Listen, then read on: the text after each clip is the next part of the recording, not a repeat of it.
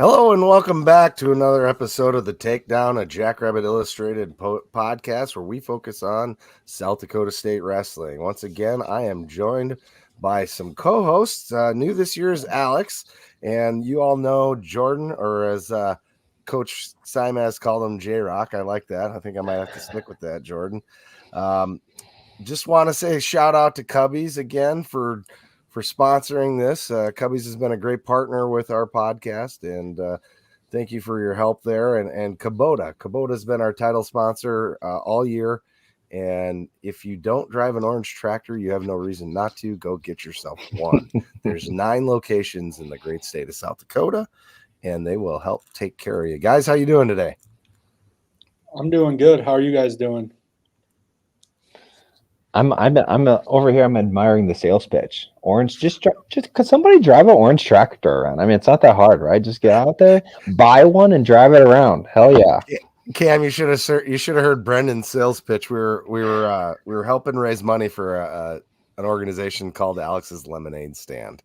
Hey, boy, you know what that is? No. So it raises money to help people deal with the expenses dealing with childhood cancer. Oh, wow. I mean, I love the cause, but Alex's Lemonade Stand came off childish, as it probably should. Because it was started by a young gal, Alex, that had cancer. Anyway, so his pitch was, are you for kids with cancer? Then don't donate. If you're not for kids with cancer, then donate to Alex's Lemonade Stand. Yeah, it's like, so, fair enough. So similar pitch, you know. Speaking of Alex's, Alex, how you doing? You haven't had a chance to edge in here. No, I've got smarter people than I in the room, so I'm trying to let them talk. I'm doing well tonight. Glad to see your guys' bright, shining faces. Weird to see Jordon on this end of it. Normally I'm seeing him at a racetrack like his background, or at a duel sometimes, but excited to be part of it this year. So are we going to have a Kenkel model for wrestling this year? That's what I want to know. It would just analytics gonna be. It'd be just ripping it straight from WrestleStat, so we can go over WrestleStat numbers, but there's really nothing to doctor there. I'm not even sure how a lot of that works behind their math, to be honest with you. Can someone catch me up to speed on a Kenkel model?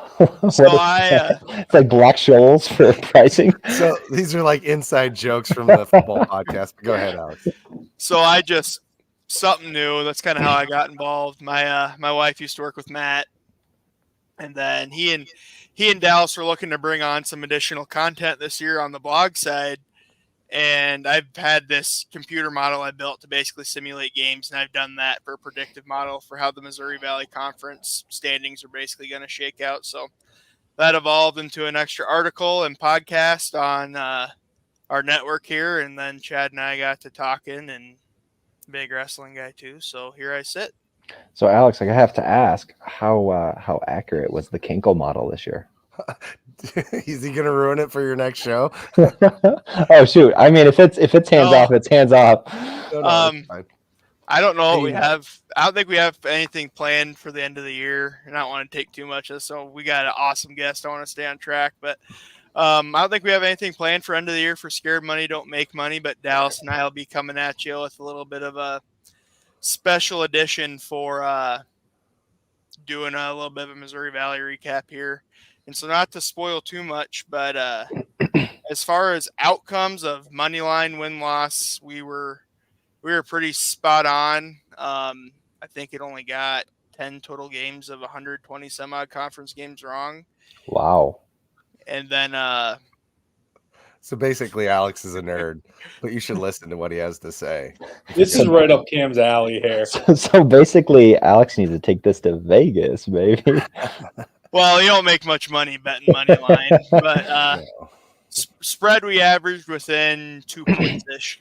So pretty solid there too. Congrats. Thanks, I guess. Well, Coach, you fit right in because you've derailed us, which is awesome. But how are you doing? Thanks for being on. We've wanted to have you on for a couple seasons, but haven't had a chance to really get you on, and that's not on you. Just like we haven't bothered you, so to speak, because we know you're busy wrestling. And yeah, how's it going? How you doing?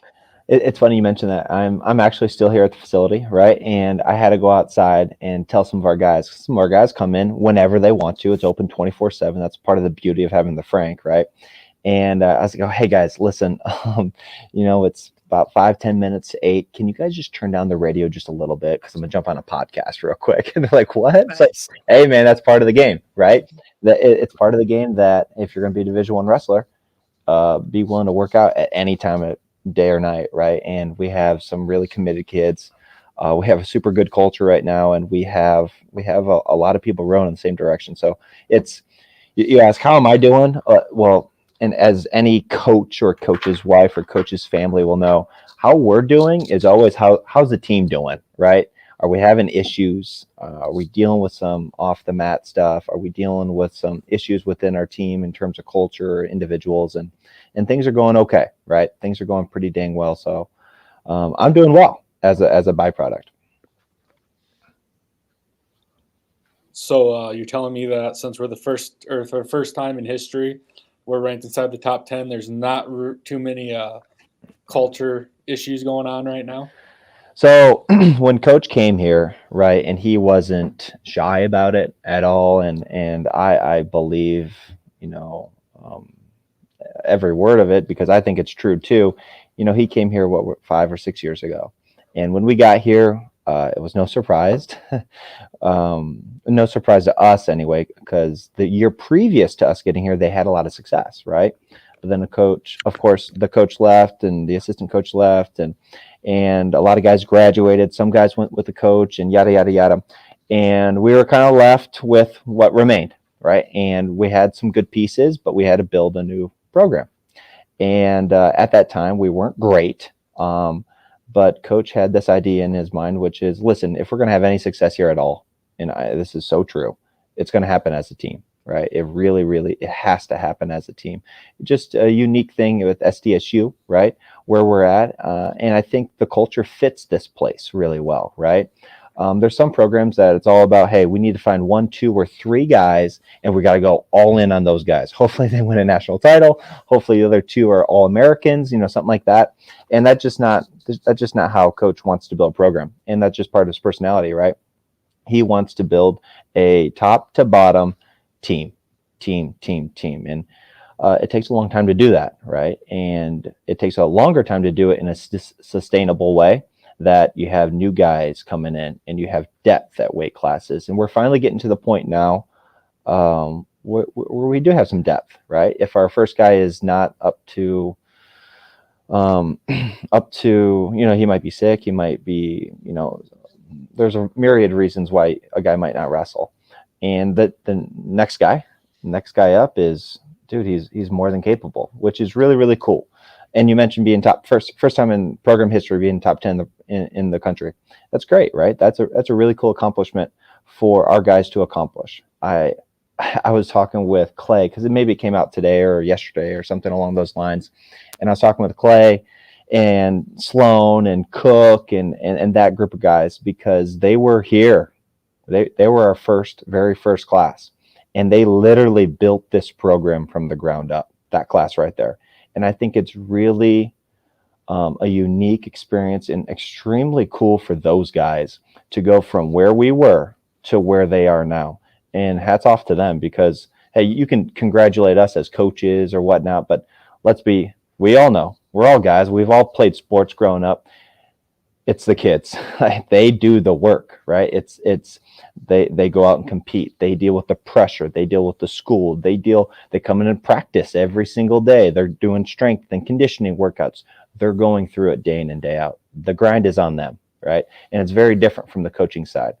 So, man, I have to congratulate that class, and obviously the classes that came in after those guys. They did their part, right? But the momentum starts with that first group. It really does. And I'm really proud of them. It wasn't easy. It was definitely not easy, right? There was moments where it was extremely challenging, and hats off to them, right? So I've got 2 questions I want to ask, but I'll save the other because I bet one of the other guys are going to ask it. Is it a mathematical model? No, I'll give you a hint. I'm also an official, so I got questions on some rules changes this year, but we'll get to Yes, that. let's talk about those rules changes, shall we? So I guess we can come back to my other one then now. So obviously big rule change for NCAA this year, 3-point takedown. We'll obviously talk about it later, but we got a couple big home duels this weekend. Friday, get your free 3-finger. I've got a nice stall fist, a nice 2-finger in my garage. That Attaboy. 3-finger looked Do pretty you got good. a number next day. one? I do not. They You almost sell need them at the the other hand to bookstore. go with it, though. Yeah. But so has that changed how we're wrestling? I mean, does it change? Things like at choice. Okay, maybe we're either if we're behind, we're more likely to choose neutral because that takedown's worth more now. Or if we're ahead, maybe more likely. Let's keep it up on the mat. Let's just give up one if we're up. How has that had any effect in how you guys are coaching, in-match coaching decisions, as well as just how you're coaching the guys? Obviously, you always want to score. You always want to be scoring takedowns. But it is scholastic. It's not freestyle, so it's not just about takedowns. So I guess walk through how that's kind of changed. You get some strategy in the room this year. Yeah. First off, it's a really good question, right? Because we had the same question this summer. Like, oh, that got passed. That's Right. interesting. Because I'll be honest with you, of all the rule, because they have to propose the rule, and then after the proposal situation, then it moves on, and then they get voted on. Of all the rule proposals, I was most surprised that one got passed. Right, the 3-point takedown, because it's such a different. It changes the match in a lot of ways, like your question implies.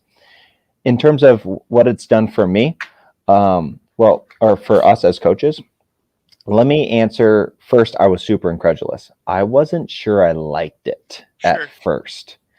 I have to be honest. It's growing on me. It honestly is growing on me.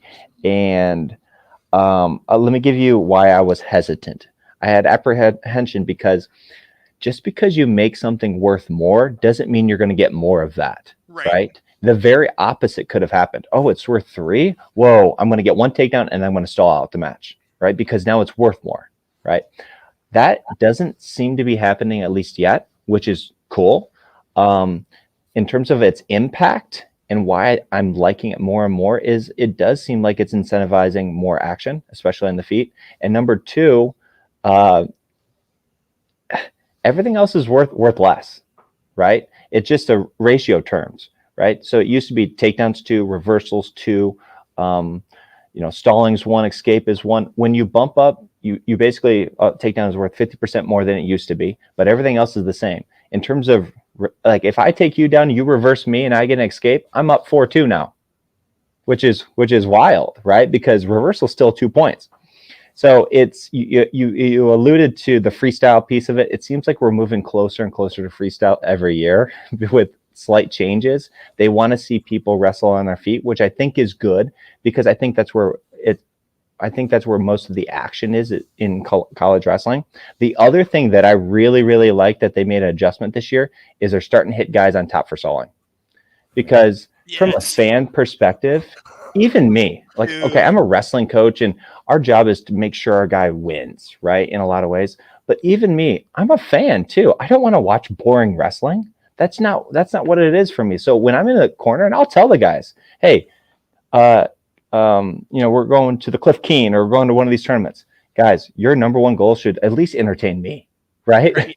I don't want to be sitting in your corner and being bored at a college wrestling match. That's not what it's about. And when you dilute or like distill wrestling, it's entertainment. Football, it's entertainment. Basketball, it's entertainment, right? As wrestling people, we should understand it's a product and it's entertainment. Go out and be entertaining, right? So it really is a show. So those are the 2 things that I was interested to see how they're going to play out. I like the 3-point takedown. I really do. And it has made, if you're not as good on the bottom, it don't matter so much anymore. Go on your feet and go get a takedown. If, riding and turning is a little less important, stallings are way less important. Yeah, get hit for stalling a couple times. It's only a point, right? You get warned and then you give up 1. You give 1? Yeah. So it's changed a lot of ways. The other thing I really, really liked is the stalling on top. I don't want to watch somebody just ride somebody. I don't think that's that fun. I don't think it's that cool. I don't think it's that entertaining for the fans' perspective in general. So let's penalize it. And I'm glad they are. That's I'll let Chad get his question, but that's one comment on that. There's a guy who's been official South Dakota a long time here. He lives in Brookings too, and name's Greg Roach, if anyone's familiar. I was going to say, why do you got to talk about Roach without saying his name? I know Greg, good guy. No, yeah, that's people give Greg grief for being a little quick with the fist sometimes. So that's Greg and I were talking at Cubbies at the region meeting over a beer this year, and someone brought that up, and Greg goes, "Darn it, you know what?" He goes, "If it's boring for me, it's boring for the fans. Let's get those guys moving." I'm okay with it. I really am. Those are there was like 13 things that got passed. Most of them aren't really that big of a deal. They don't affect anything. The 3-point takedown was good. The stalling on top was good. I'm impartial on like they had a 2-point, now they have a 3-point and a 4-point near fall. So they added the 3-point near fall. I'm okay with it. I was a little bit nervous about that because I thought we'd get more bricks. Challenging. Was it 2? Was it 3? Right. You know, because of the quick. But refs are doing a really good job of being very deliberate and slow with their count now, which there hasn't really been that many issues. Here's one thing that I if I was a coach and I could kind of push forward, we need some sort of time limit on the challenging. It's bonkers to me sometimes. Yeah. Sometimes you get a challenge and it's like something quick. It's a 7-minute match. It's a 7-minute match, right? And conditioning plays a part. It can play a really big part. But if you have 2 challenges in a match, it turns into a 15, 20-minute ordeal. And let's look at it from the fans' perspective again. Do I want to watch a 20-minute match that there's only 7 minutes of action in? Yeah. No, right? It reminds me of the Michigan. Okay, so we're wrestling Michigan down at the Pentagon, right? And it was a really easy, quick call. It's either he was either locking his hands or he wasn't, right? And we challenged it. And it was an Alex match, and he was starting to get Gomez a little tired, right? And looking back on it, it was a horrible mistake on our part. We should just let him wrestle because it was going into the 3rd period. And we thought it was going to be like a 30-second thing. You look at the video. Did he lock his hands? Yes. Okay. 1 point. Did he lock his hands? No. Okay. No. And then we move on. It turned out to be like a 5-minute challenge. And we got to fix that a little bit, right? Like, okay, make a call in 2 minutes. Yes or no, it doesn't matter. Let's move it on. Right on. Speaking of moving on, what other? Well, okay, I guess I got a couple of questions too. All right, hit him. So, do we think? It seems to me, even for our team, that we've seen more tech falls now because of that. Do you think that's an outcome? Okay, so you're asking a good question. So I'm a little torn on this one. So the major and the tech hasn't changed, although we've increased the point total that you can get both on top with 3-point near falls and then also 3-point takedowns. So you would think that they should adjust it, maybe move it from 10 or from 8 to 10. Or I've heard maybe from 15 up to 20. You're asking me, keep it the same. It's still hard to beat somebody by 8 points. It's still hard to beat somebody by 15 points. It was really difficult to go out and text somebody, right? So I'm okay with it. Also, if you're beating somebody by 15 now, you're probably still going to beat them pretty bad in the past, right? Or vice versa. So I don't think that we need to change that. I'm pro points, right? Let's be exciting. Let's score. Let's have differentials. So it's not, hey, in college wrestling, there's 10 weight classes, right? You win 5, I win 5, now we're tied, right? Because every match is 4-point differential or 2-point differential. Everybody loves criteria. Yeah, totally. Right?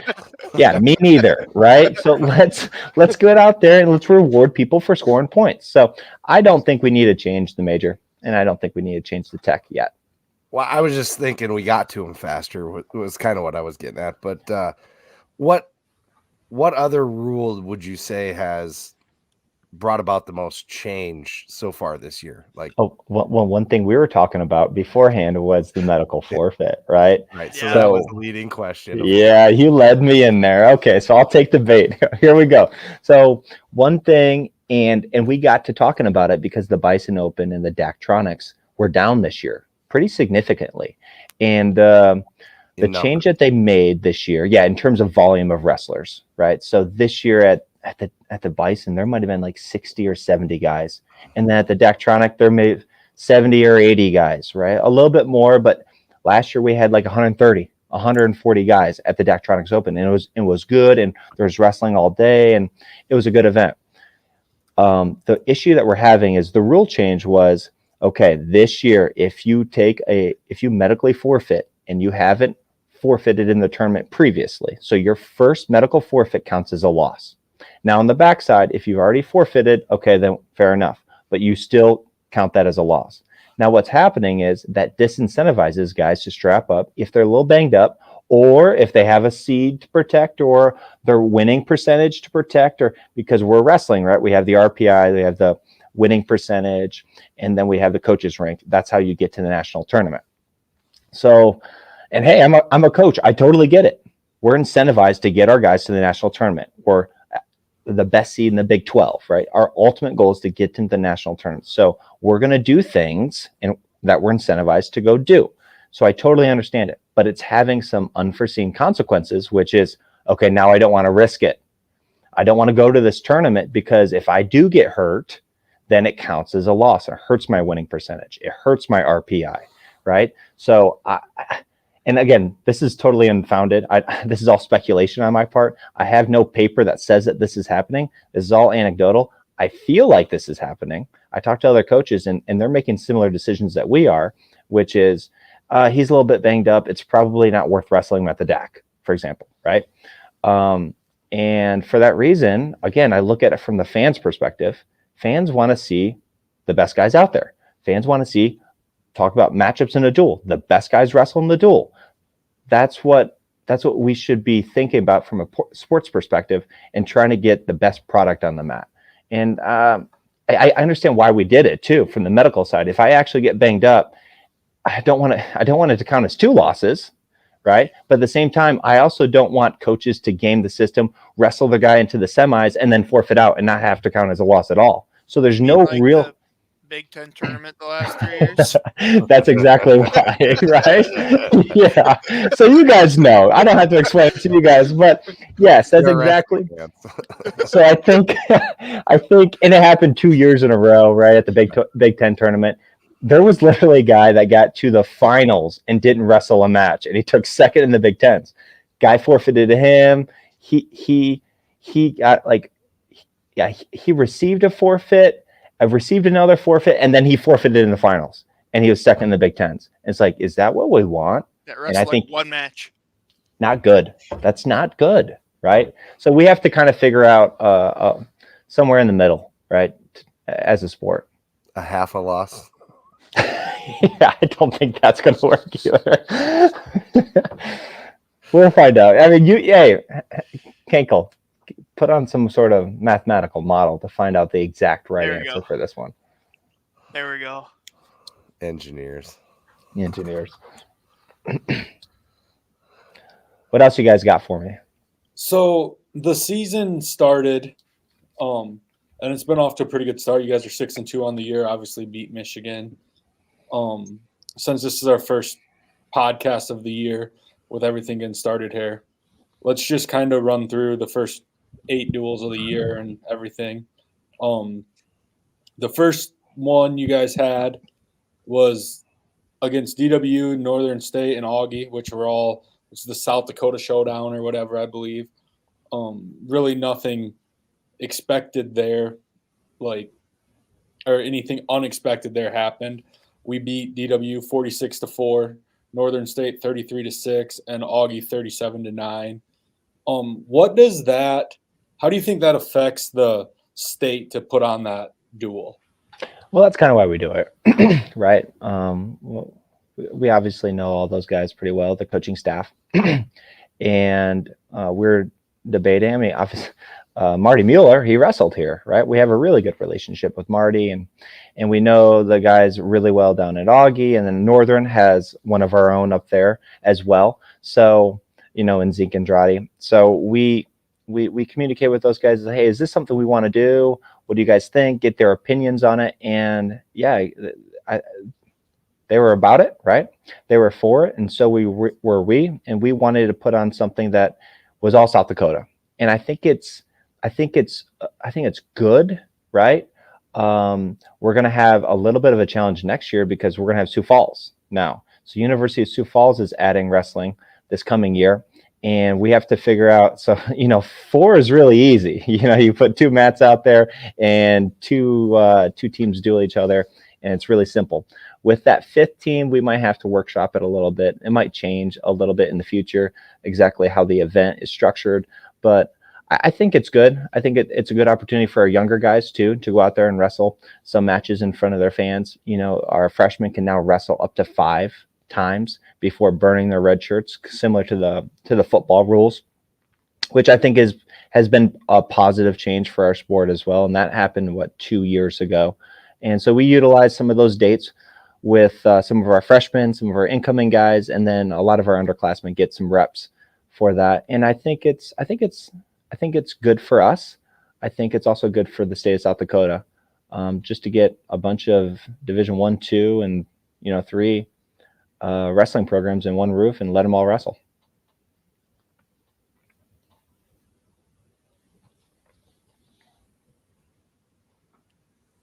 Yeah, I was at that event. That was a cool event. That was a fun event.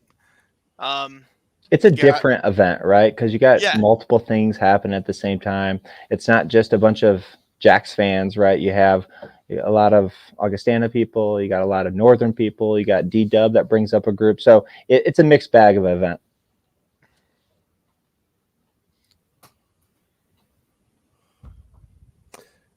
Go ahead, Alex. Yeah, so I got a couple more questions kicking around my head. Okay. Sorry, anyone that knows me, I'm like one of the most scatterbrained people you'll ever meet. I can. So we're obviously talking about duels a little bit here, and we kind of talked about some medical forfeit stuff. And I think this question kind of goes hand in hand here. And I don't know how active on Twitter you are. I'm terminally online, as Chad can attest. I don't know how you guys have jobs, and I work for the state, so that's saying something.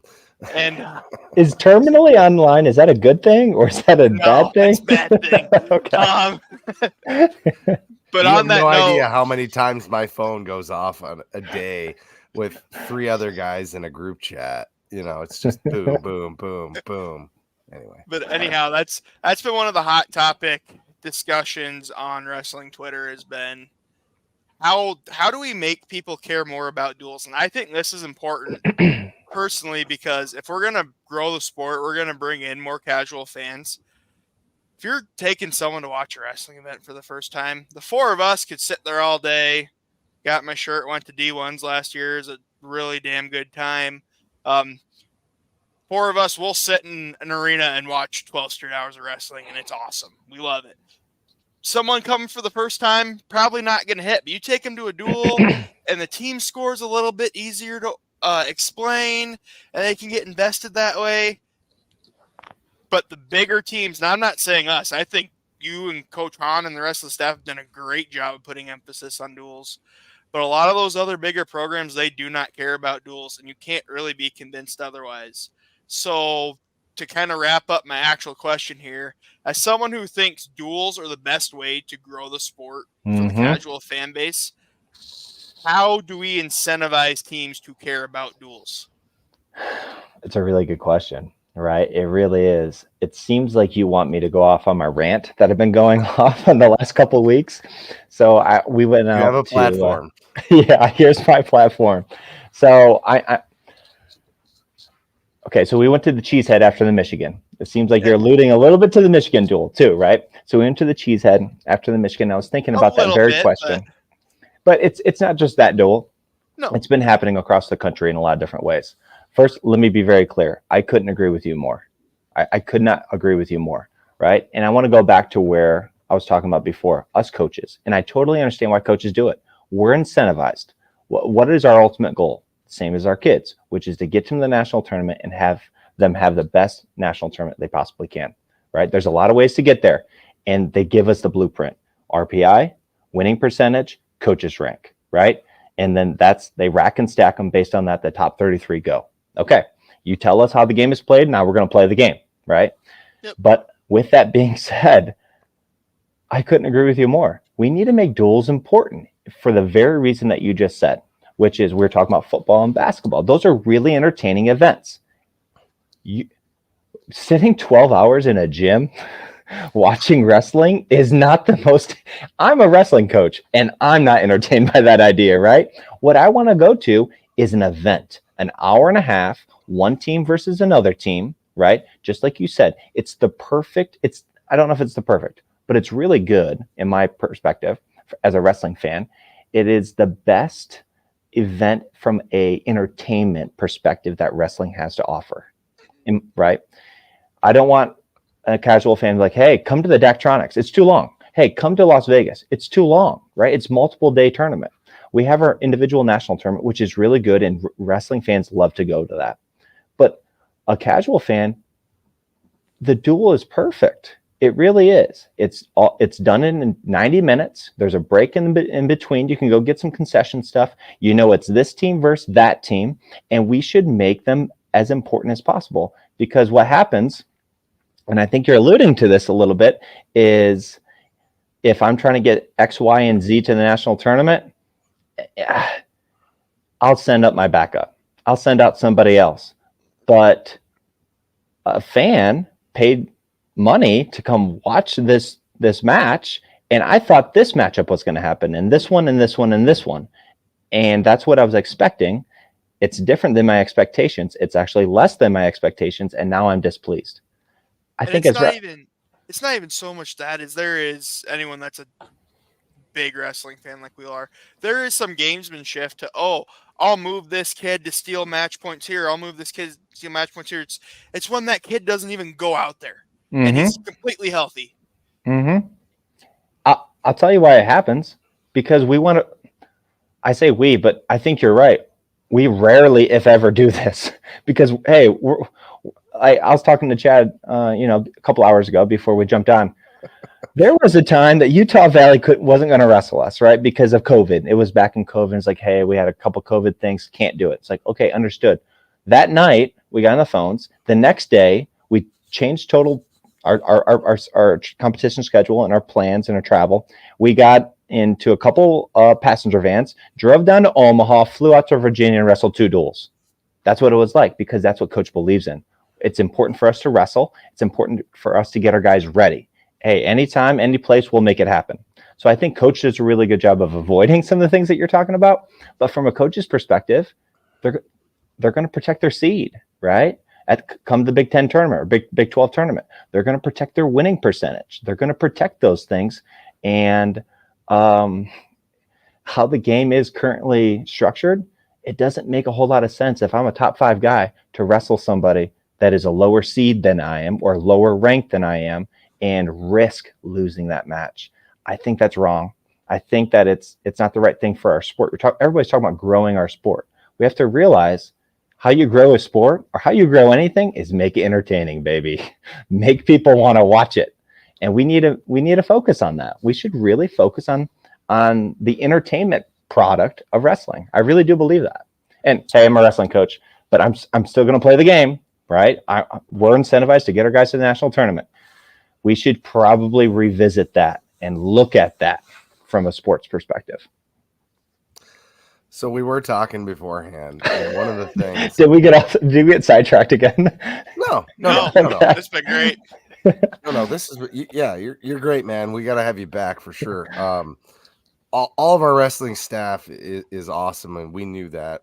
We just needed to give you a chance to come and maybe talk a little bit, because we don't know if anybody can talk more than Damien, but it's not possible. It's not possible. That wasn't the question, but okay. We love it. We love Damien, dude. He's the best podcast interviewee because I can ask one question and just get out of the way. And I think most podcasts, when I have them on, I get 4 in, and that's all it takes, which is perfect. Everybody loves it. We all love your guys' perspective, and it gives us insights that we wouldn't have otherwise. But one of the questions I know we had, and Alex kind of posed this, what are we looking for in recruits these days? You and I talked about that a little bit. Maybe just, I mean, obviously there's got to be you've got to be a good wrestler, but there's more to it than that, right? Absolutely. And yeah, we kind of brushed over it a little bit. I'll dive a little deeper. First and foremost, when we got here, it was going to be really hard to convince somebody, the best kids in the country, to come to Brookings at that time. Now, a lot has changed in 5 or 6 years, right? Like I just told you, I'm sitting in a $6 million wrestling facility that is literally state of the art. Coach jokes that the biggest problem that we're going to have is, hey, kids, you got to go home. And it looks like I might be at fault a little bit. I got to go home too, right? Like, this place is really nice to be in. It's awesome place for us to do our work, but it's also an awesome place to have our people, our family, right? Our guys are in and out of this place. Our guys were just working out like 20 minutes ago, getting a little extra in on the mats and jumping on the weights and stuff like that, getting extra cardio in. That's exactly what we wanted. We wanted a place where our guys were constantly, all the time. And you have those interactions with your guys, right? Everything is really organic. And then on top of it, if you're constantly in a wrestling room, it's really hard not to get better at wrestling, right? And we're starting to see that. You're talking about being, ranked in the top 10 for the first time ever. I don't think it's any coincidence to see what has happened over the last 5 years. It slowly builds. Now let's talk about the kids that fill this facility, right? As we were discussing, I think where we start and where we've always started is the character piece. Because what we have found over 4 or 5 with COVID turns into 6, sometimes 7 years based on their medical red shirts and stuff like that.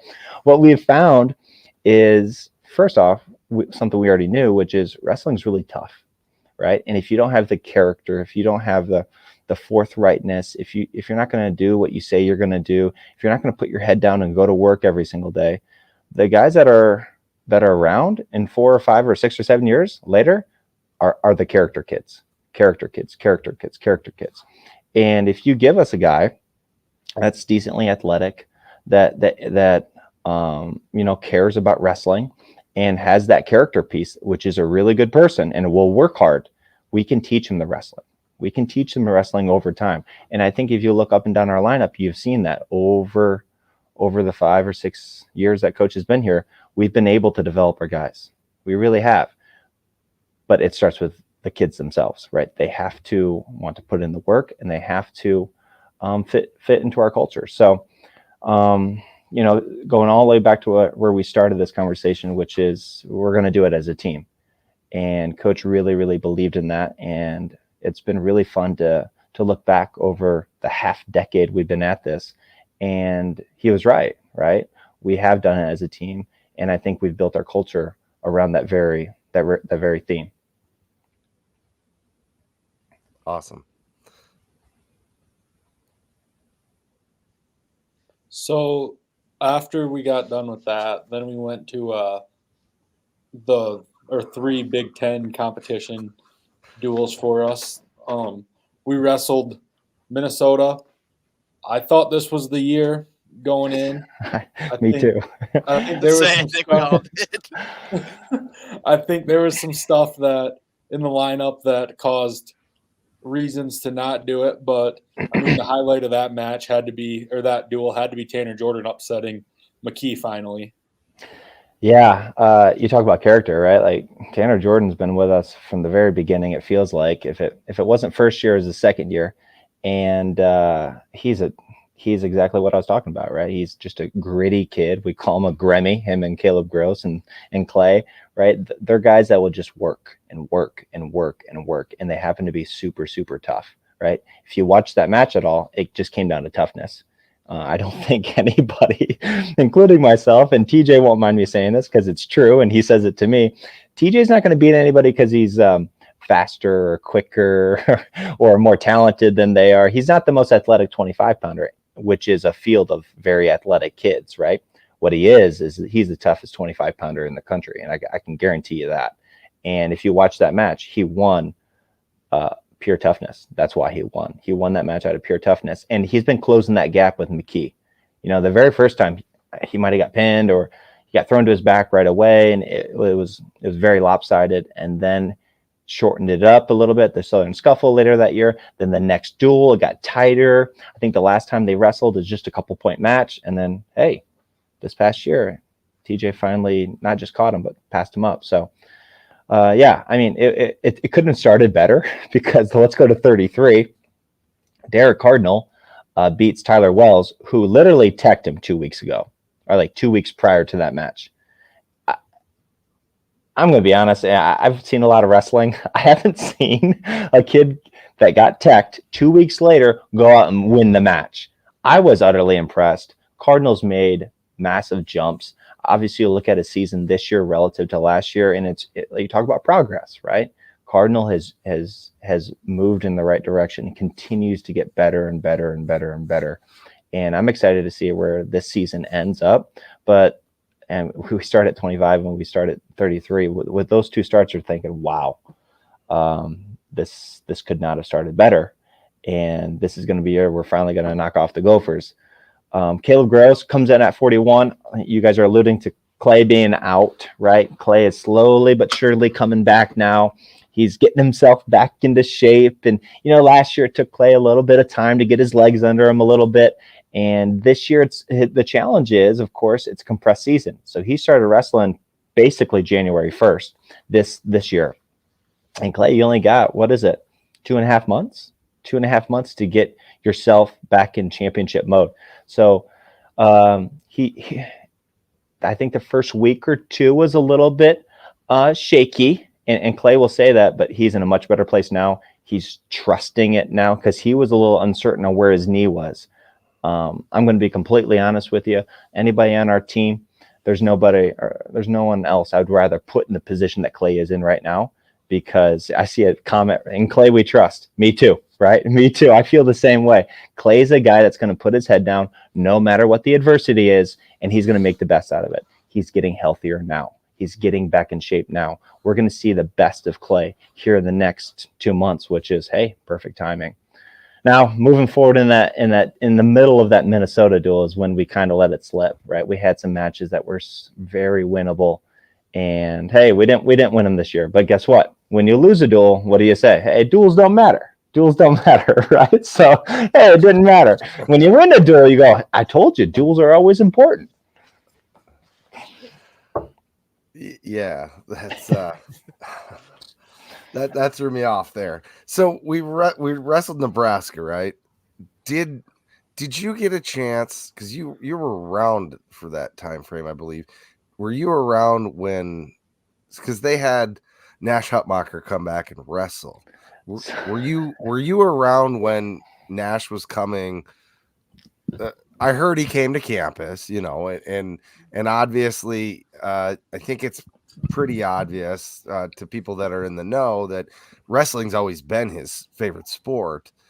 He maybe just got a little too big to wrestle, and now he's back wrestling, which I think is amazing for the sport. And maybe you got a chance to meet him, and maybe you'd care to comment on that in some way. So yep. So I know Nash, not as well as like Nate Roeder was his coach when he went up to Fargo and wrestled at Fargo, right? So some of those guys know him a little bit better, but Nash is fantastic. Right? He's a really great kid. He honestly is. And I don't know if it matters, but we try to get him here. We did. And we're trying to convince him to play football and wrestle, right? Because this is a place, if you're going to be able to do them both, you can do them here at SDSU. And I don't think that's true with most Power 5 programs, right? I know it looks like he's trying to do it at Nebraska. I don't know exactly what the plan is. I know he's played football for the last, 4 years.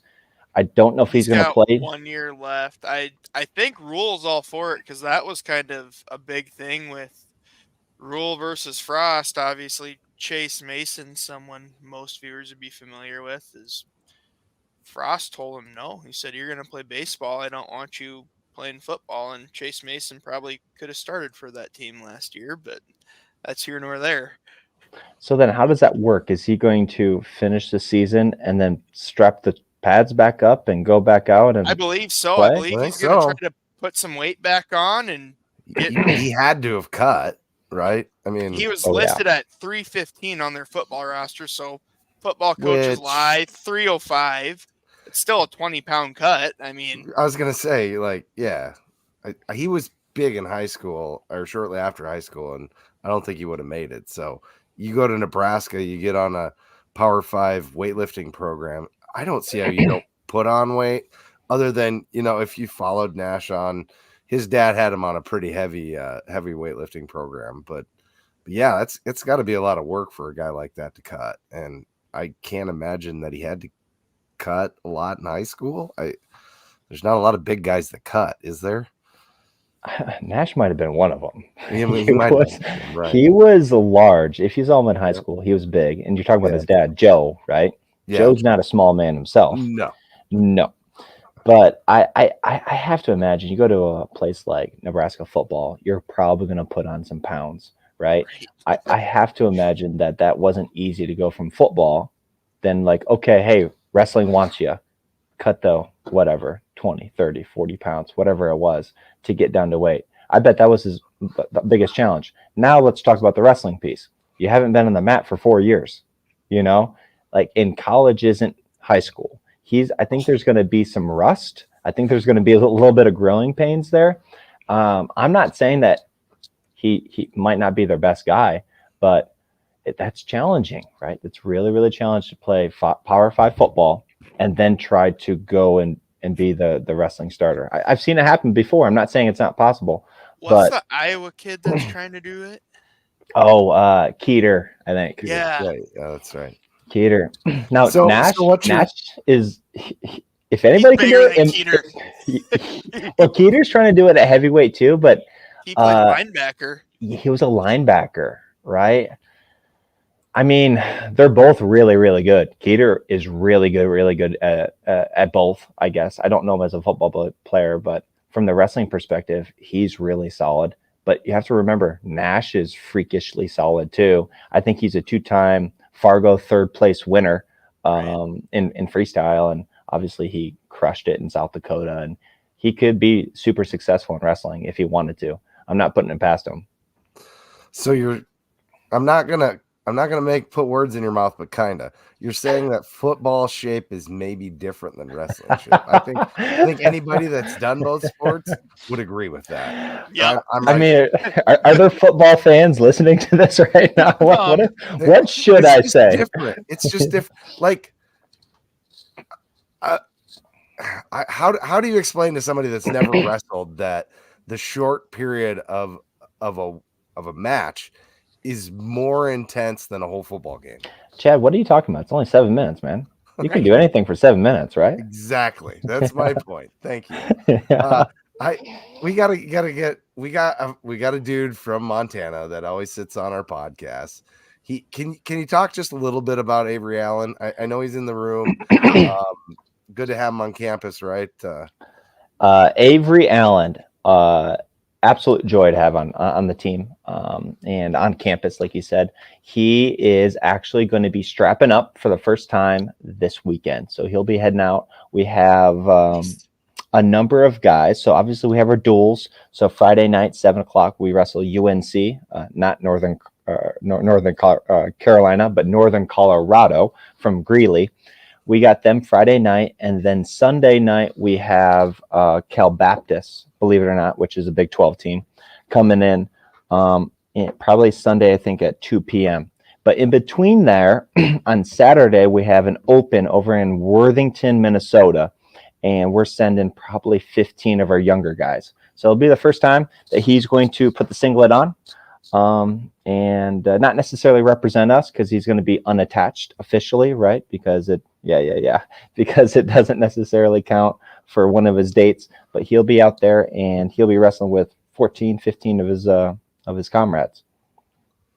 Awesome. Thank you for that. Yeah, he's going to be good. He's going to be good. We just got to, like any of our freshmen, right? Our younger guys, we got to keep them focused. It's not what's happening right now, it's the future, right? Building the foundation, the future, which a big part is academics, right? For all those younger guys, and kind of going back to what we're talking about before with recruiting and the goal of our program here at SDSU is, and this has been Coach's goal from day one, is top 10 in the country, athletically and academically, right? So we've been doing our fair share on the academic part. The last 2 years, we've been top 10 in the country on the academic side, which has been solid. Now we need to get that athletic side up there. So, year in and year out, I don't see why we can't do it. Top 10 academically, top 10 athletically, year in, year out. And maybe this has changed in the last 2 years that I haven't been in Brookings, but academically, we got to give you a round of applause for study table Cam. The guy, you never left that study table when I was in Brookings. I don't know if you do more now or not, but you definitely are always there to help the kids out when they needed the help with that stuff. Yeah, we adjusted it a little bit, right? There's a lot of places where you just swipe in and swipe out and count your 6 or your 8 or your 10 hours for that week. We made some adjustments where we got more involved personally, us assistant coaches. So Brady and I will kind of do the study halls. And honestly, it's more just keeping guys on track, right? What we found is, especially college age males, they're not dumb. They're just disorganized and they don't manage their time all that well, right? So if you just get them to write it down and say, hey, I'm going to do this and I'm going to manage my time and I got this due at these times and these dates, guess what? They do really well. So I think last year we finished with like a 3.45, 3.5, something like that as a team GPA on average, which is good. But I don't see why we can't be above a 3.5, right? Am I asking too much? You guys tell me. Am I asking too much? I wasn't a 3.5 student, It's so a you're good thing asking I'm the not wrong on guy. Let me tell you, high school is way different than college, and that is the adjustment as a freshman. And there's no, it's like explaining those 7 minutes to somebody that's used to football. There's no way to really explain it unless you've done it. Yeah, I would agree with you generally speaking, right? It's all on you, right? All of a sudden, you're in charge of your academic life. Yep. With that being said, we have unbelievable resources, right? Like Liz is just down the hallway from where I'm at right now, and she puts uncountable time into our student athletes on the wrestling team, and then we have tutors available, right? And then we have the SI, and then we have people that will actually get hands-on with some of our guys that might need a little more help. So I agree with you. It's all on you all of a sudden, but it's not, right? There's plenty of resources and there's plenty of support staff there. For athletes. I was speaking from a non-athlete perspective. You might be right, sir.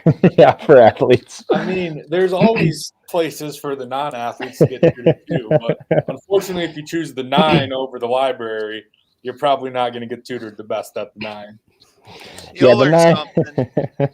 Speaking at school, our student athletes might get a little bit more special care, which is great. Which is fine. I mean, they've got more on their plate. Definitely. I want to circle back to this next question. Is maybe brought to you by DraftKings and Brock Golseth.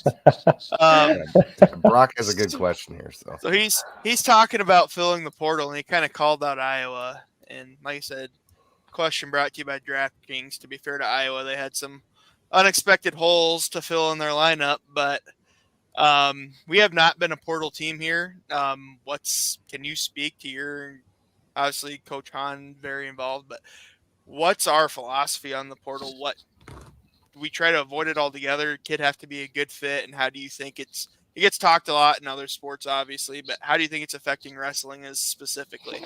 I mean, what's our heavyweight a portal guy kind of? Yeah. Well, what's my time limit, right? Like right. Generally speaking, let's sum it up in 5 sentences. Let's be completely frank. I'm a wrestling coach, and you guys are some wrestling guys, right? But you guys care about some other sports, and Coach Hahn's a wrestling guy, and I talk to just wrestling people, generally speaking. So all of a sudden, my world is wrestling, and I think wrestling is everything, right? But let's be completely honest. All this transfer portal, and you guys are probably going to talk about the NIL and all these type of conversations. It starts with football and basketball, right? That's really where the conversation starts and stops. So what they decide to do is what us other sports are probably going to have to follow with. So I don't know if, my opinion or anybody in the wrestling or soccer or any of these, non-revenue generating sports, I don't know if our opinion really matters. But if you're asking my opinion, okay, my opinion is as follows. For us, for us, that you're right. The transfer hasn't been it hasn't been a huge component to what we're trying to do here. In part because we're really focused on our guys, right? That's one thing. To your point, we have had, Chad, we have had some individuals come and join our program here at SDSU. You talk about AJ Nevels, right? You talk about Yeah, Marco. huge. Yeah, huge, right? Like there have been individuals that have come Big to us. impact. Brandon Meredith's on our team right now. There's a number of those that have come to us, and we have lost some guys to the transfer portal too. Those conversations, although not enjoyable, as an assistant coach, and I think I speak for our entire staff, we totally understand when a kid comes to us and goes, "Hey, listen, I've been training with you guys for the last 2 or 3 or whatever years, and I've been working hard, and I feel like I've gotten a lot better. I'm doing pretty well in school, but I just don't see a pathway to starting here at SDSU. And I would like to go somewhere else where I think I can start and make the lineup and hopefully make the national tournament." Who are us as assistant coaches or head coaches going to like, no, you got to stay? One, we can't, right? But realistically, I think that we'd feel really terrible if we try to convince those kids, manipulate those kids to stay against their best interests. Now, with that being totally honest, we would love to keep that depth, right? Because we're always going to need guys to step in the lineup at certain times. And who knows? The future is totally unknown on exactly what's going to happen with anybody in our lineup. I mean, obviously we hope it doesn't happen, but any one of our guys could get hurt. And then the next guy steps into that lineup. So depth is always super, super important in a sport like wrestling, just like it is in any sport. When it comes to transfers, we've had some guys come to us and we've had some guys leave. But I think generally speaking, again, this is pure speculation. I have no evidence for it. But in terms of guys coming and leaving, I bet we're pretty dang low on that totem pole in terms of where we land in terms of frequency of transfers. And I think the reason is as follows. Goes back to what we're talking about with recruiting. They have to be a perfect fit. They have to fit into our culture really, really, really well. And they have to be a team guy, right? They have to come here and be accepted. And so it's not like you just call them up and they're all of a sudden in your team. They take recruiting trips, right? And they're looking at us and seeing what we have to offer, and they're seeing what our program looks like. And it's a two-way street. We're looking at them too, right? And making sure that they fit in with what we're trying to build here at SDSU. Ultimately, that's a Coach Hahn call, and that's a Coach Hahn decision. But I don't want to speak for him, but I would imagine that his opinion probably falls somewhere in there within the parameters of what I'm talking about. So I don't know. The future's so hard to tell. It seems like the rules are changing like every year. So it's hard for me to tell you exactly. Yeah, by the month. So if I were to guess, I would guess that we will continue like we have been, which is to be somewhat inward looking at our guys and less outward looking at the next best thing, right?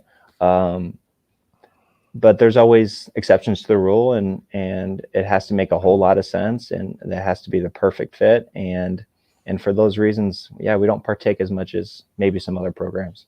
So we're not going to be buying any Italians from Oklahoma exotic cars, is what you're saying. I was waiting for that guy to come up. I was waiting for it. How many fights do we need? I don't.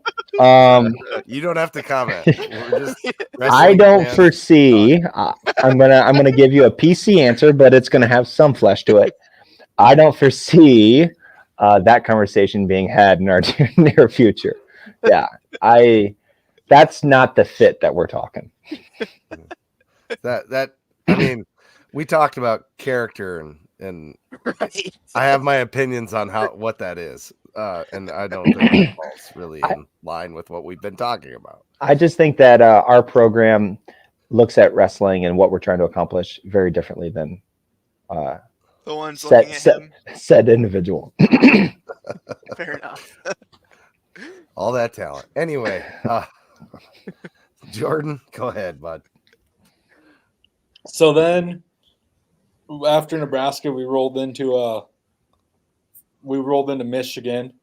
I believe it was a sold out Pentagon I seen. Was that true? Yeah. So I didn't know what to expect. Honestly, I didn't know what to expect because it's been a number of years since we've competed out of the Pentagon, right?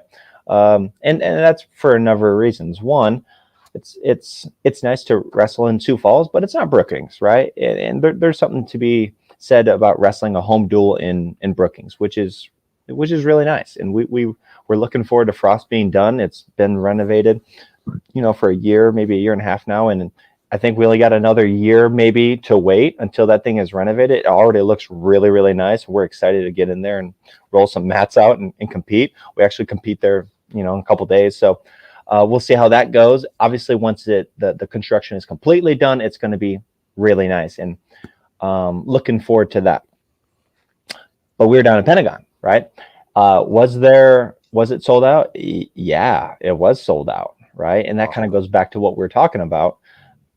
Maybe I'm wrong, but I would assume that one of the reasons it's sold out is they're bringing in Michigan.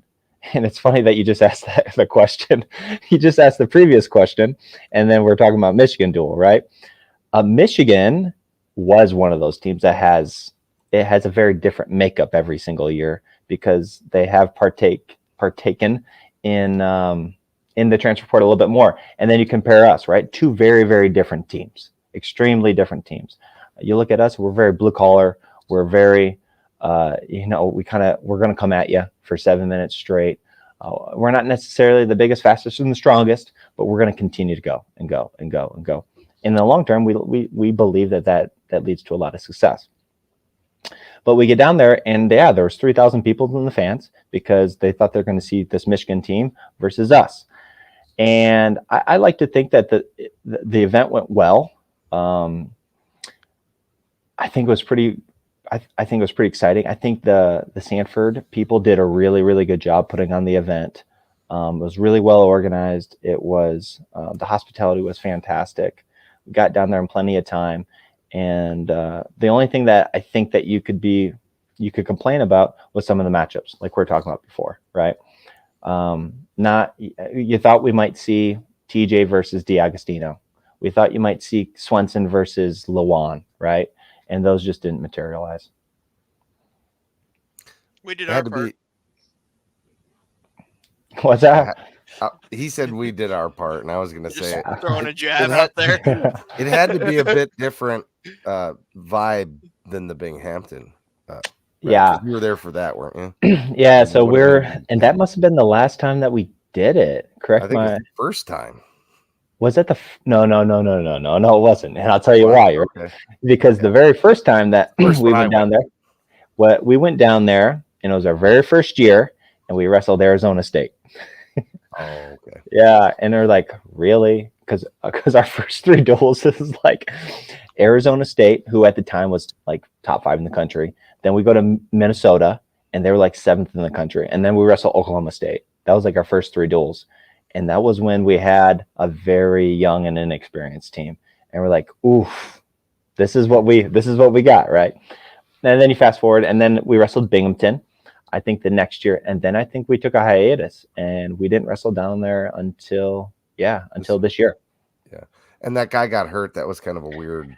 Yeah, Lakin hurt his shoulder. Yeah. Yeah, that was a weird deal. So that put a weird feel on the rest of the. Anyway, sorry. Go ahead, Jordan. Keep going. Bud. I just want to say that, not only did that duel just mean something big for wrestling, it really brought the national championship home for football too, because we got the tiebreaker now. Yeah, there. You're welcome, football. Title home for the football teams too now. We do what we can for football. We're always trying. And as a native Michigonian, you had to be Michigander, maybe. Michigander. Okay, I don't know. Okay. You gotta be happy that you beat Michigan in wrestling. Yeah, yeah. I mean, so Michigan's a big name. It's a Big Ten school. Obviously, they're ranked 6th in the country when they came out here to South Dakota and wrestled us.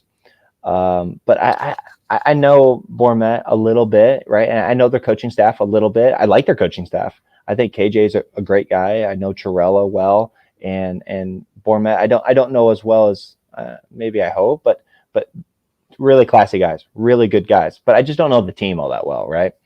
I've been out of Michigan for a long time. The last time I lived in Michigan was probably 2007 when I graduated from high school. So I haven't spent a lot of time in Michigan. I still have some connections, but it's been a long time since I've been there, right? So I don't know those personnel as well as maybe you would expect, and I guess it's fine, right? Because maybe there've been a little more rivalry, and maybe it would have meant a little bit more, but it still meant a lot to us because we're going to strap up and we're going to wrestle whoever they put in front of us.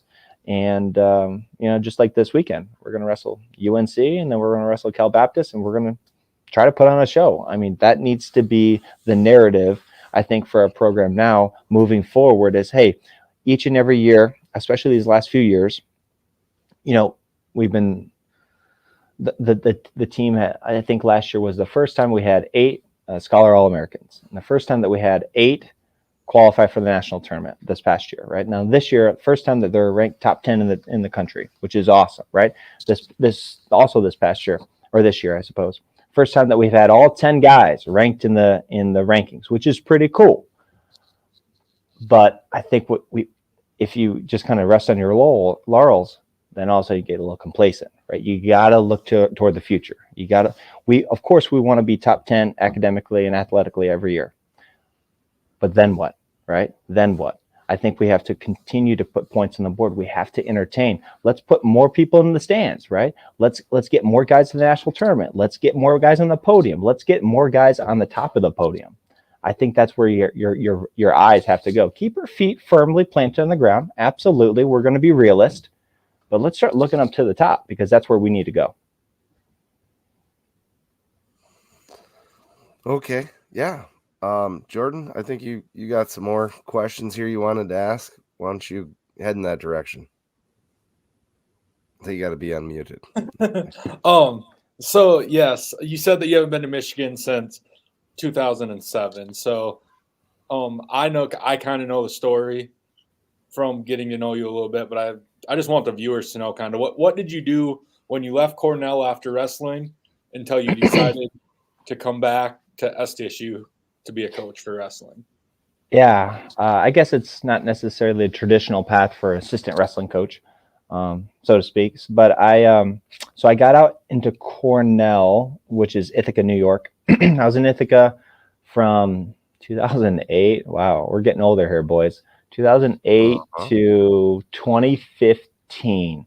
So almost 8 years I was out there, and I have a bachelor's degree. That's it. I don't have anything more than a bachelor's. You'd think I'd have some sort of professional degree. You got me beat by a year. What's your degree in? Just econ. Oh, I got an engineering degree. Yeah, see. Yeah, a little humble brag on me. Oh yeah, but I was there for 6, 7. Most people that go there for 7 years are called doctors. So. Well, I was one more than you, so almost 8 years, because I graduated in 2012, and then I stayed on, and at the time it was called Finger Lakes Wrestling Club, right? So kind of like we have our Jackrabbit Wrestling Club, but you can't redshirt in the Ivy League. So what we did is we utilized it as a gray shirt, which is kind of like the red shirt. So we would have all the incoming guys. And honestly, about 50% of them would end up going to Cornell, and about 50% of them would go elsewhere, other Division 1s, other Division 2s, other Division 3s. So it was literally a year where we had 15 to 20 guys, and we would train them, right? And it was me and another guy that would train these kids. And it was pretty cool, right? Because you can actually create a team in a short period of time. And then half of those guys would go to Cornell, and then the other guys would disperse. So I did that with me and another guy for 3 years. So I guess you could say that's where we started coaching. And then after that, in 2015, I actually moved to Chicago, of all places. And I got into finance, and I was on the trading desk for a few years there. And after that, and there's a longer story to that, but let's keep it somewhat brief, right? So then after that, I got back into wrestling, right? Because somewhat longer is one of the guys that I worked with was a West Point grad, right? And we were talking about different options, and he suggested, you know what, Cam, what you should consider is taking a look at this opportunity, which is an opportunity to coach at West Point and to see exactly what the military is like. And then you can kind of make your decisions from there. So I took the opportunity while I was there. That's when Coach Hahn gave me the call, and that's how I ended up in South Dakota. It's one thing that I'm going to say. It's my favorite story to ever tell about you. Oof. Okay. This just shows how the person you are with your degree and how good you are with numbers is. When I was traveling with you guys in college, we were at a practice in between two duels, and you told me, you're like, Jordon, get your phone out and start a stopwatch for 5 minutes, let's say, or whatever. And it starts going, and I got to 1 second left, and you yelled stop because you had it counted down in your head that perfect. I'll have to take your word for it. You say I'm good with numbers, but I got zero memory, so I don't remember that happening or not.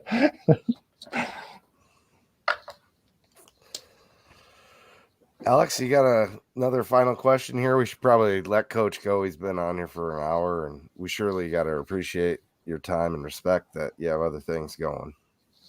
No, I think we hit on all the stuff I was interested in asking. Maybe just touch a little bit. You talked about Finger Lakes. Maybe just talk a little bit about why people here should support JWC, because please do go into that. We would like to promote them because we know what that means. Yeah, so Jackrabbit Wrestling Club is what the JWC stands for, right? So the JWC is our club arm to what we're trying to do here at SDSU. So it's a little bit nuanced in terms of our sport specifically, because our sport has the international styles. You don't have that in football or baseball or basketball or anything like that, where we have freestyle and Greco. So, and I don't know if our guys like this or not, with wrestling, we really do train year round, right? Our guys are here 11, maybe 12 months a year, because as soon as we get done with March, we give our guys a week, maybe 2 weeks off, and then we bring them back because we got to get ready for our freestyle competition. And that's when our freestyle season really starts. And we'll send our juniors down to Vegas, and we have U23s, and there's a few other open opportunities that we look into. And if they do well at those competitions, then all of a sudden more opportunities open up for our guys. And that's when they can go to world championships. World team trials first. They do well there. They go to world championships, Pan Ams, which is the Pan American Championships, and the like, right? So guys that have kind of experience some of that. Tanner Sloan competed at a world championship for U23s and U20s. Bennett Berge just competed at U20s world championship for the second time in Amman, Jordan this past year. I think the year before that he was in Spain. Sloan was in, I think he was in Estonia. DeVos went down and competed in Mexico for the Pan American Championships.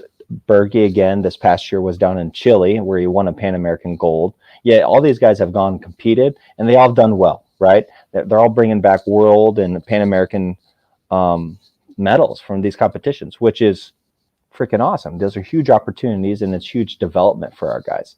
With that being said, you got to pay for it, right? So that's where the JWC comes in. Is they have funded all of these trips from a financial standpoint, and making sure they can go to Santiago, Chile, making sure they can go to Spain and Bulgaria and Mexico and Guatemala City and North Carolina, right, stateside, and Estonia, and down to Vegas to go compete, and in Ohio for U23s.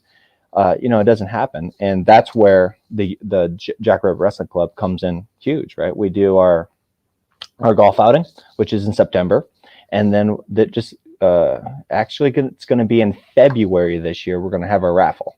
So the night before we wrestle NDSU, we're going to have our JWC raffle night, which is you pay $250, then you and your significant other or whoever you want to bring comes in, and all you can eat food and complimentary drinks. Can't say all you can eat drinks, complimentary drinks for the night, and you walk away with a gift for sure. and then you get a chance to win $10,000. So that's the raffle night that's going to happen coming up here in February. And all those proceeds, we're not shy about it. All those proceeds go right to our guys, right? Because we got to make sure that we give them as many opportunities as possible. And guess what? Our guys don't get better if they don't compete. So, you look at the last 5 or 6 years, and I think, it all adds up, right? It all adds up slowly but surely. We're making progress. And I know Coach Hahn's not going to stop. Coach Hahn, he wants to keep climbing. So that's our mission, and that's our goal. The JWC did just put that flyer out right before we came on too, that Chad just had up for anybody. So if you want to get your tickets, go to the Jackrabbit Wrestling Club's X page now, I guess, or I'm sure it's on Facebook too, or the gojacks.com there. I forget, Elon Musk's changing the world one name at a time. It's no longer Twitter. Except for he can't change the name of X because Apple won't let it be a single letter in the. Is that true? I didn't know that. That's why it's still Twitter. Okay. If you go to the URL name or. Yeah, it's kind of strange. But one last question from me would be, why are you the guy that all the wrestlers don't want to train with? 'Cause we ask them, and the answer's unanimously, yeah, man, I got to wrestle Cam this week. Probably because it's so enjoyable, if I were to guess. If you're asking me, because it's so much fun to wrestle with me. Okay. Is that a fair answer?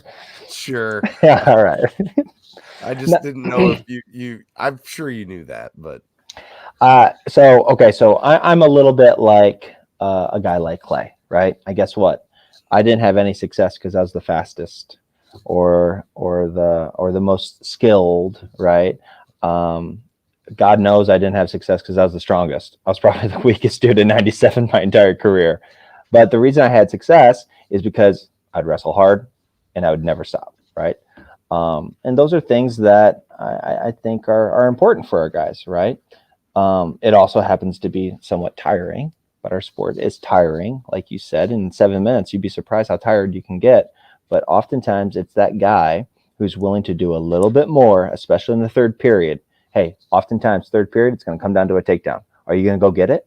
It's hard, right? But that separates the guys that make it to the national tournament and the guys that don't.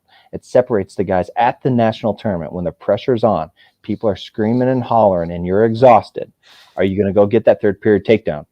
And if you do, you might become an All-American, because that's what it comes down to: match in and match out. You see those guys that lose. Like, look at Clay this past year, lost first or second round, whatever it was, second or third round, and then he had a bunch of matches on the way back. Guess what? Clay is a hardy individual, and he does really, really well in high pressure situations, and he'll go get that third period takedown. And that's that the reason. Blood round match was awesome. It's crazy, awesome. Right? Crazy. Yeah. High pressure, and he gets it done. But that's why you asked me before, is there anybody else you'd want in this situation? No, he's the guy. He's a pressure cooker guy. And that's why he's a 2-time All-American. I got 3 little comments, things to say here quick before we get to the end. Luncheons every Wednesday at Cubby's. Go support our sponsor, learn some stuff about the wrestling team. All that stuff starts at noon every Wednesday. Yeah, I got a comment on that. If you can leave whenever you want to, but Coach will probably speak from 12 to 1 o'clock straight without taking a breath. So if you're looking for information, that's the place to go. I think he does an awesome job. Obviously, that's why people come, and he's not shy about the things he says. Like, half the time he's up there and he's saying things. He's like, Coach, are we saying that? Or are we public about that? Hey, it's his closest friends, right? It's the closest friends of our program. And Coach is very transparent, right? That's the one thing that he's tried to be since he's got here.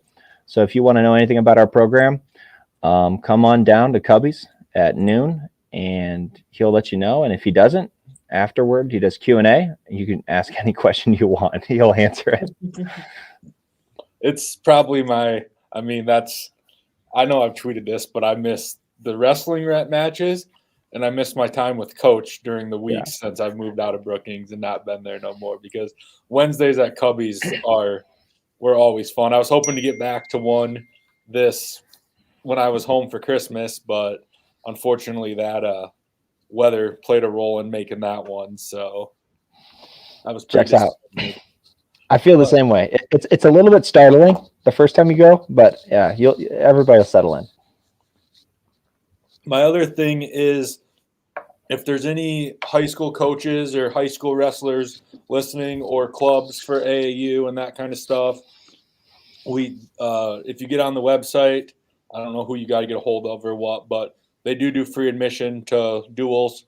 I know a lot of people I talk to don't know that about it, so that's another thing. Get on there and get your kids up there and the team up there and do some team bonding and watch the Jackrabbits wrestle some Big 12 competition.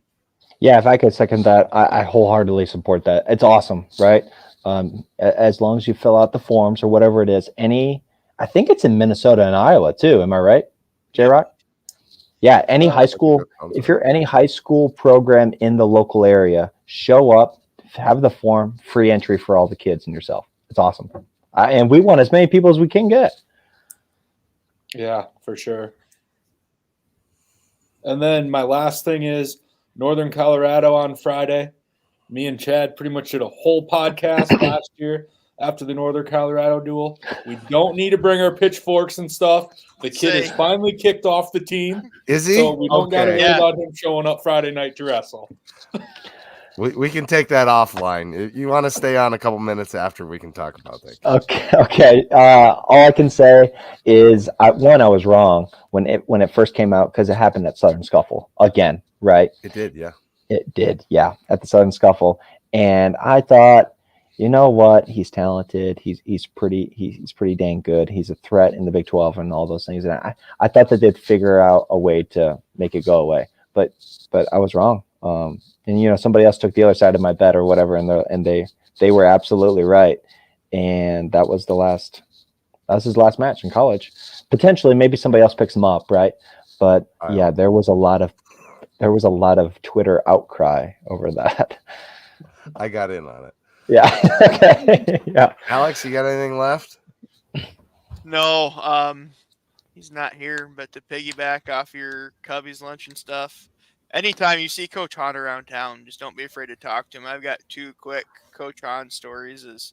Went down to Tulsa last year, and he went to the event before the finals, and he went. He had a guy in the finals. He was supposed to be focused. He went and shook every person wearing Jackrabbit blue in that bar's hand and said, "Thank you for coming."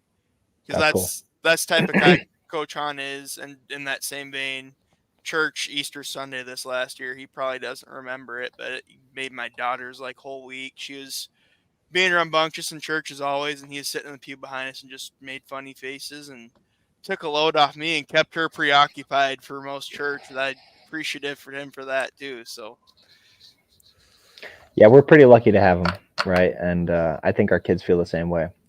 He's been instrumental, obviously, here at SDSU for the wrestling program. So yeah, so if you do want to hang on for just a few minutes afterwards here, we usually end with get jacked on 3. So 1, 2, 3. Get jacked. Jacked.